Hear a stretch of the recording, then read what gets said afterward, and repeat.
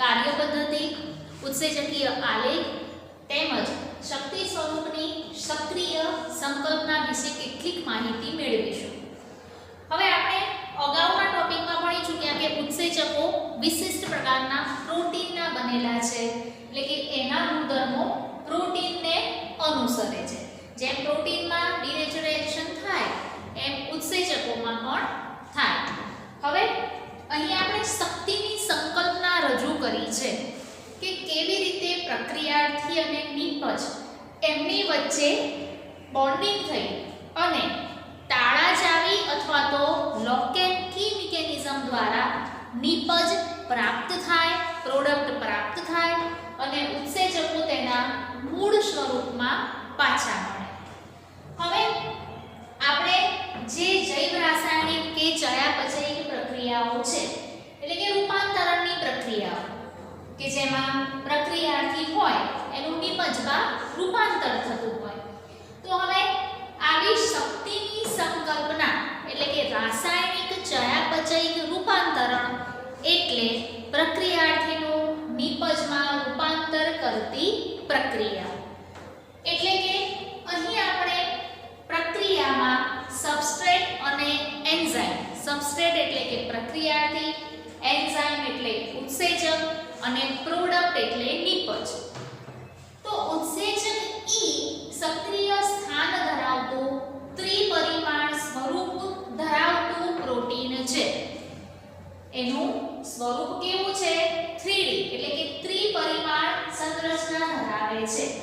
તો હવે આવા સબસ્ટ્રેટ એટલે કે પ્રક્રિયાર્થી સાથે જ્યારે એન્ઝાઇમ જોડાય તો એના પ્રક્રિયાને અંતે આપણને પ્રોડક્ટ એટલે કે નિપજ પ્રાપ્ત થાય અને ઉત્સેચક તેના મૂળ સ્વરૂપમાં પાછા મળે.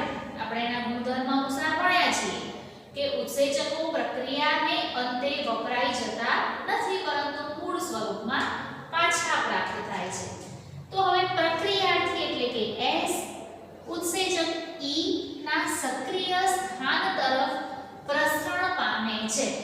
તો હવે સૌથી પહેલા જે એક સંકુલ રચાય એ સંકુલ એટલે કે ES અથવા તો SE સંકુલ એટલે કે એન્ઝાઇમ સબસ્ટ્રેટ કોમ્પ્લેક્સ. તો જ્યારે પ્રક્રિયાર્થીએ ઉત્સેચક અને ઉત્સેચકની આપણે જોઈએ કેવી રચના છે? 3D ત્રિપરિમાણ સંરચના છે. તો હવે સબસ્ટ્રેટ એ એન્ઝાઇમ સાથે જોડાઈ ES સંકુલ અથવા તો એન્ઝાઇમ સબસ્ટ્રેટ કોમ્પ્લેક્સ રચે છે. એને લોક એન્ડ કી મિકેનિઝમ પણ કહી શકાય. તો હવે આ અવસ્થા એ ક્ષણિક સમયની ઘટના છે. બહુ લાંબો સમય ચાલે તેવી પ્રક્રિયા નથી, કારણ કે પ્રક્રિયાર્થીને નિપજમાં રૂપાંતરણ કરવાનું છે, એટલે કે નિપજ બનાવવાના છે. તો હવે આ જે કોમ્પ્લેક્સ રચાયું છે એ ફક્ત ક્ષણિક સમયની ઘટના છે અને ઉત્સેચક શું કાર્ય કરશે? પ્રક્રિયાનો વેગ વધારશે. તો હવે આ દરમિયાન પ્રક્રિયાર્થી નવી સંરચનાનું નિર્માણ કરે છે, એટલે કે નિપજ બનાવે છે અને તેને આપણે સંક્રમણ અવસ્થા સંરચના કહીશું. એટલે કે એનાથી સંક્રમિત થશે, એનાથી અફેક્ટ થશે અને નવા રાસાયણિક બંધોનું નિર્માણ કરી, નવા રાસાયણિક સ્વરૂપોનું નિર્માણ કરી અને નિપજમાં રૂપાંતરિત થાય. એટલે કે પ્રક્રિયાર્થી ઉત્સેચકના સક્રિય સ્થાન તરફ પ્રસરણ પામે છે. પ્રસરણ પામીને ઉત્સેચક પ્રક્રિયાર્થી સંકુલ બનાવે છે. પ્રક્રિયાને અંતે અહીં ક્ષણિક સમયની ઘટના અનુસરી અને નવી સંરચના એટલે કે પ્રોડક્ટનું નિર્માણ થાય છે. હવે આ પછી ચોક્કસ બંધ તૂટવા કે નિર્માણ થવાની પ્રક્રિયાઓ પ્રક્રિયાર્થીની સંરચના નિપજની સંરચનામાં ફેરફાય છે. આપણે કહ્યું તેમ કે નવા રાસાયણિક સ્વરૂપોનું નિર્માણ થાય, એટલે કે રાસાયણિક બંધ તૂટે અથવા તો રાસાયણિક બંધનું નિર્માણ થાય.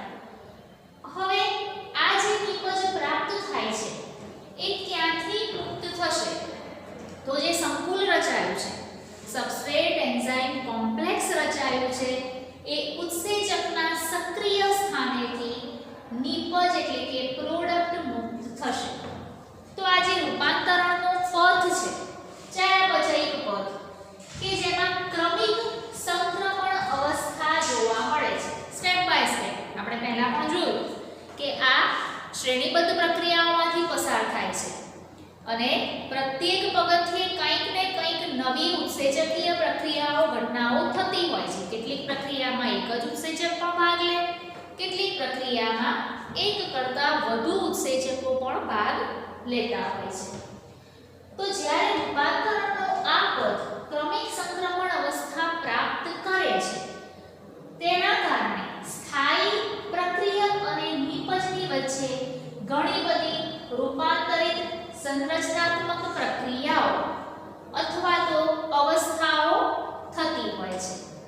કેટલીય સ્ટેપ બાય સ્ટેપ પગથિયારૂપી પ્રક્રિયાઓ થતી હોય છે. જેમ આપણે આગળ ગ્લુકોઝમાંથી પાયરુવિક એસિડ બનવાની ક્રિયા જોઈ, તો એ ક્રમશઃ પ્રક્રિયા જેમાં ગ્લાયકોલિસિસ પથ આખો હોય બને અને પ્રક્રિયાને અંતે એની જે અંત્ય નિપજ છે એટલે કે 2 પાયરુવિક એસિડ અને 2 પાણીના અણુઓ મુક્ત થતા હોય છે.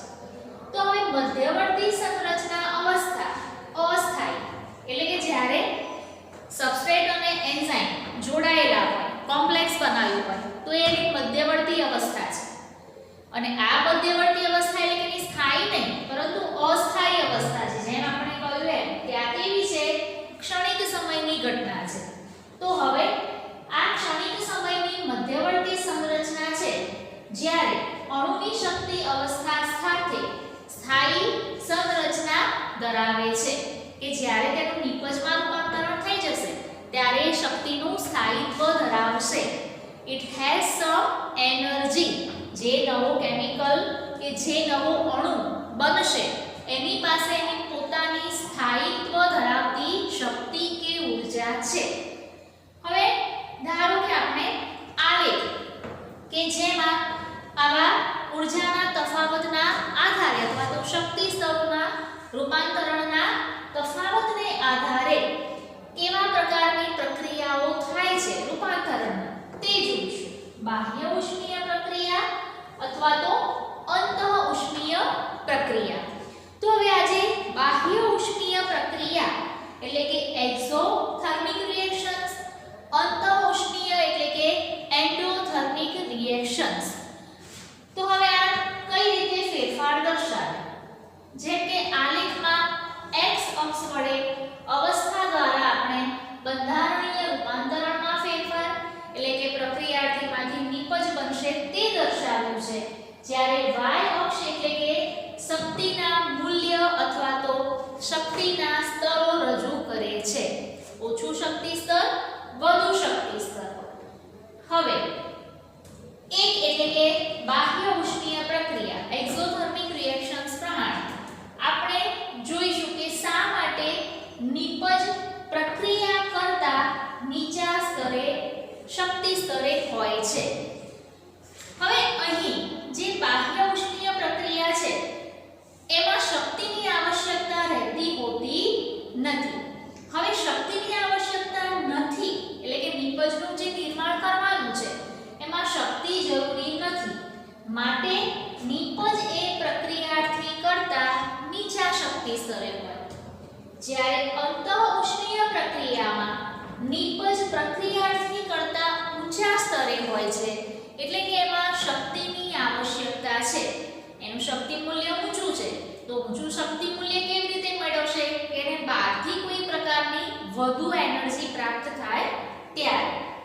તો હવે આ બંને પ્રક્રિયા એટલે કે બાહ્ય ઉષ્મીય અને અંતઃ ઉષ્મીય બંને પ્રક્રિયાઓમાં પ્રક્રિયાર્થીને ઉચ્ચ શક્તિ અવસ્થા કે વચગાળાની સ્થિતિમાંથી પસાર થવું પડે છે. વચગાળાની એટલે આપણે જેમ કહ્યું એ મધ્યવર્તી સંરચના અવસ્થા. તો પ્રક્રિયાર્થીની વચગાળાની જે અવસ્થા છે અને એ અવસ્થાને અંતે એ જે નિપજ પ્રાપ્ત કરે છે અંતમાં, તો એ વચ્ચેના સરેરાશ શક્તિનો જે તફાવત છે એ શક્તિના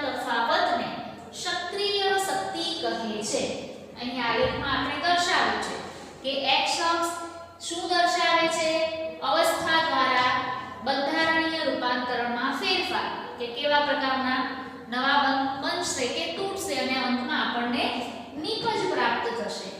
y અક્ષમાં આપણને જુદા જુદા શક્તિના સ્તરો દર્શાવેલા છે. જેમ કે y અક્ષ એટલે કે સ્થાયી શક્તિ ધરાવે છે, જેમ કે સબસ્ટ્રેટ એટલે કે પ્રક્રિયાર્થી.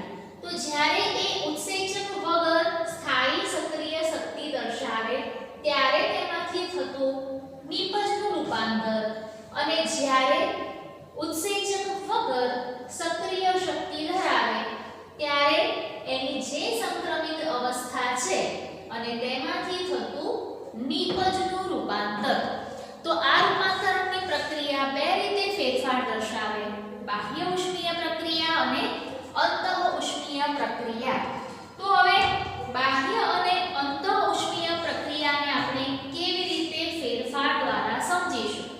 લાઈક બાહ્ય ઉષ્મીય પ્રક્રિયા કે જેમાં નિપજ પ્રક્રિયાર્થી કરતા નીચા શક્તિના સ્તરે હોય છે, એટલે કે એને બહારથી કોઈ પ્રકારની શક્તિની આવશ્યકતા રહેતી નથી. નિપજના નિર્માણ માટે આ જે અવસ્થા છે એમાં એને વધારાની કોઈ શક્તિ જોઈશે નહીં. જ્યારે અંતઃ ઉષ્મીય પ્રક્રિયામાં નિપજ પ્રક્રિયાર્થી કરતા ઊંચા શક્તિના સ્તરે હોય છે. તો આ શક્તિનું સ્તર એને પ્રાપ્ત કરવું છે તો કઈ રીતે? તો બહારથી વધુ ઊર્જાનો સ્ત્રોત પ્રાપ્ત થાય અને નિપજનું નિર્માણ થાય તો એના માટે વધુ શક્તિની આવશ્યકતા છે, એટલે કે અંતઃ ઉષ્મીય પ્રક્રિયા એન્ડોથર્મિક રિએક્શન્સ અને બાહ્ય એટલે કે એક્ઝોથર્મિક રિએક્શન્સ. તો આ બંને પ્રક્રિયાઓમાં વચગાળાની જે સ્થિતિ થાય છે અને એમાં શક્તિ મૂલ્યનો જે તફાવત જોવા મળે એને આપણે સંક્રમણની અવસ્થા તરીકે ઓળખીશું. અને પરિણામે આ જે શક્તિનો તફાવત છે એ શક્તિના તફાવતને સક્રિય શક્તિ તરીકે પણ ઓળખીશું. સક્રિય શક્તિની સંકલ્પના કે જ્યારે કોઈ પણ રાસાયણિક કે ચયાપચયિક પ્રક્રિયા થતી હોય, આ પ્રક્રિયામાં પ્રક્રિયાર્થીનું નિપજમાં રૂપાંતર થતું હોય અને પરિણામે એન્ઝાઇમ મૂળ સ્વરૂપમાં પાછા પ્રાપ્ત થતા હોય, તો આ અવસ્થામાં વિવિધ શક્તિ મૂલ્યો, વિવિધ શક્તિના સ્તરો, વિવિધ પ્રકારની રાસાયણિક પ્રક્રિયા, વિવિધ પ્રકારના એન્ઝાઇમ સબસ્ટ્રેટ કોમ્પ્લેક્સ, વિવિધ પ્રકારના 3D રચના ધરાવતા કોમ્પ્લેક્સ સંકુલો જોવા મળે અને પરિણામે મધ્યવર્તી અને ત્યારબાદ અંતિમ રચના પ્રાપ્ત થાય. મધ્યવર્તી એટલે કે વચગાળાની સ્થિતિ, અને આ વચગાળાની સ્થિતિમાંથી બંને પ્રક્રિયાઓના પ્રક્રિયાર્થીઓને પસાર થવું પડે. એવું નથી કે બાહ્ય ઉષ્મીય પ્રક્રિયામાં શક્તિની આવશ્યકતા નથી તો એમાં મધ્યવર્તી સંરચના નહીં હોય, પણ એમાં પણ અને અંતઃ ઉષ્મીય પ્રક્રિયા બંનેમાં શક્તિના મૂલ્યનો તફાવત અને પરિણામે આવી વચગાળાની સ્થિતિમાંથી તેને પસાર થવું પડે છે. જેમ આપણે આગળ જોયું તેમ કે આ પ્રક્રિયાઓને અંતે સબસ્ટ્રેટ અને એન્ઝાઇમ એટલે કે પ્રક્રિયાર્થી અને ઉત્સેચક વચ્ચે કોમ્પ્લેક્સ રચાય અને એ ઉત્સેચકના સ્થાનેથી નિપજ મુક્ત થતી હોય. નિપજ મુક્ત થયા પછી એમાં નવા પ્રકારના રાસાયણિક બંધ તૂટવા કે નિર્માણ થવાની પ્રક્રિયાઓ થાય અને પરિણામે પ્રક્રિયાર્થીની સંરચના નિપજની સંરચનામાં ફેરફાર, એટલે કે એનું આખું કેમિકલ બોન્ડિંગ ફેરવાય, ખોરવાય અને પરિણામે નવા પ્રકારના આવા રાસાયણિક બંધોનું નિર્માણ થતું રહે. લોક એન્ડ કી મિકેનિઝમ એટલે કે એન્ઝાઇમ સબસ્ટ્રેટ કોમ્પ્લેક્સ કે જેમાં સબસ્ટ્રેટ પ્રોડક્ટમાં રૂપાંતર પામી અને એન્ઝાઇમને પાછા મેળવી આપે છે. ઉત્સેચક પ્રેરિત પ્રક્રિયાઓ. તો હવે આપણે અગાઉ પણ જોયું તેમ કેટલીક પ્રક્રિયાઓ કે જે ઉત્સેચકની હાજરીમાં થતી હોય અને કેટલીક પ્રક્રિયાઓ કે જે ઉત્સેચકની ગેરહાજરીમાં થતી હોય. તો હવે આવી પ્રક્રિયાઓના દરમાં શું ફેરફાર થઈ શકે? ફોર એક્ઝામ્પલ આપણે રુધિરમાં CO2 ના વહન દરમિયાન એનું કાર્બનિક એસિડમાં રૂપાંતર જોયું. તો હવે આ કાર્બનિક એસિડના રૂપાંતરણ દરમિયાન જો ઉત્સેચક કાર્બનિક એનહાઇડ્રેસ હાજર હશે તો પ્રતિ સેકન્ડે આવા 6 લાખ અણુઓ નિર્માણ પામે. That means rate is higher. અને જો ઉત્સેચન કાર્બનિક એનહાઇડ્રેસની ગેરહાજરીમાં રિએક્શન થાય તો ફક્ત 200 અણુ પર કલાકે પ્રાપ્ત થાય. તો હવે આ ઉત્સેચકો કે જે કાર્ય પદ્ધતિ કેવી રીતે દર્શાવે, આપણે પહેલા પણ જોયું કે ઉત્સેચકો એટલે કે પ્રોટીનના બનેલા અણુઓ કે જે ત્રિપરિમાણ સંરચના ધરાવે છે. તો હવે ઉત્સેચક એ પ્રોટીનની તૃતીયક સંરચનામાં પ્રોટીન શૃંખલાનો મુખ્ય ભાગ તેની ઉપર સ્વયં કુંતલિત એટલે કે એની ઉપર કુંતલાકાર રચના ગોઠવાઈ હોય અને શૃંખલા આડી અવળી ગોઠવાઈ ખાંચા કે ગુહા રચે છે. એટલે કે ઘણા બધા ગોળાકાર પ્રોટીનના અણુઓ છે જે ઉત્સેચકનું આવી રીતે નિર્માણ કરતા જાય, પણ વચ્ચે વચ્ચે ક્યાંક ખાંચા રહેલા છે, ગુહા છે કે પોલાણ છે. તો હવે આ જે વિશિષ્ટ ગુહા છે એ એનું સક્રિય સ્થાન છે, active site. What is active site અથવા તો સક્રિય સ્થાન કે જ્યારે ઉત્સેચક આવી કાર્ય પદ્ધતિ દર્શાવતા હોય તો હવે એ કાર્ય પદ્ધતિ દરમિયાન એનો અણુ છે પ્રોટીનનો બનેલો, પણ એક જ પ્રોટીનનો અણુ નથી, ઘણા બધા પ્રોટીનના ગોળાકાર અણુ એકબીજા સાથે ગોઠવાય છે. તૃતીયક સંરચના એની ઉપર આડી અવળી ગમે ત્યાં શૃંખલાઓ ગોઠવાય છે અને એની સાથે પ્રોટીનની આ શૃંખલાઓની ક્યાંક વચ્ચે ગેપ રહે છે, પોલાણ રહે છે, ગુહા કે ખાંચા રહે છે. And what is that? A any active site છે, સક્રિય સ્થાન. તો હવે પ્રત્યેક એન્ઝાઇમના અણુમાં આવા સક્રિય વિશિષ્ટ સ્થાનો રહેલા છે અને તે પ્રક્રિયક જોડાણ સ્થાન તરીકે વર્તે છે. ધેટ મીન્સ દાખલા તરીકે આવા ઘણા બધા પ્રોટીનના અણુઓ છે તો વચ્ચે ક્યાંક જગ્યાઓ છે. હવે આ જગ્યા સાથે સબસ્ટ્રેટના અણુઓ ગોઠવાય.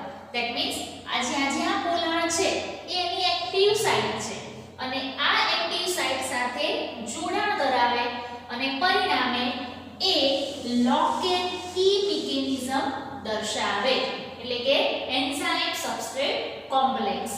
તો હવે ચોક્કસ પ્રક્રિયાથી જેમ અગાઉ આપણે ઉત્સેચકના ગુણધર્મો જોયું કે જે નિશ્ચિત પ્રક્રિયાર્થી માટે નિશ્ચિત ઉત્સેચક જ હોય જે અન્ય પ્રક્રિયાર્થી પર અસર દર્શાવતો નથી.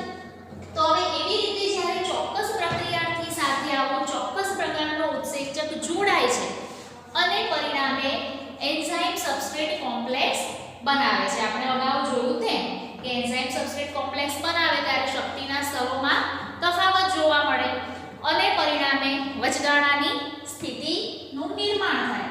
તો હવે આ સંકુલ જે છે એ સ્થાયી સંકુલ નથી અને ક્ષણિક સમય માટેનું છે. તો હવે ઓછા સમય સુધી જ જળવાઈ રહે છે, એટલે કે ક્ષણિક સમય સુધી. તો એની જે વચગાળાની સ્થિતિ છે અથવા તો મધ્યવર્તી રચના છે ધેટ ઇઝ વોટ કે એ એન્ઝાઇમ પ્રોડક્ટ કોમ્પ્લેક્સમાં ફેરવાય છે. એનું રૂપાંતરણ શેમાં થાય છે? પ્રક્રિયાર્થી નું પ્રોડક્ટમાં રૂપાંતરણ થવા માટે એન્ઝાઇમ પ્રોડક્ટ એટલે કે ઉત્સેચક નિપજ સંકુલ રચાય છે. તો હવે અંતે નિપજ પ્રાપ્ત થશે અને એન્ઝાઇમ આપણને પુનઃ તેના મૂળ સ્વરૂપમાં પ્રાપ્ત થાય. તો જે નિપજ પ્રાપ્ત થાય છે પણ એ પ્રાપ્ત થતા પહેલા વચગાળાની મધ્યવર્તી અવસ્થા થોડા સમય માટે દર્શાવશે અને એ વખતે જે એન્ઝાઇમ સબસ્ટ્રેટ કોમ્પ્લેક્સ બન્યું છે તો એમાં ફેરફારો થતા હોય અને એ દરમિયાન કેવા ફેરફારો થતા હોય? રાસાયણિક બંધો નિર્માણ પામતા હોય, તૂટતા હોય, નવા બનતા હોય અને સો ઓન. તો હવે ES કોમ્પ્લેક્સ ફેરવાશે શેમાં? EP કોમ્પ્લેક્સમાં અને લાસ્ટલી આપણને પ્રાપ્ત થશે નિપજ અને એના એન્ઝાઇમ મૂળભૂત સ્વરૂપમાં.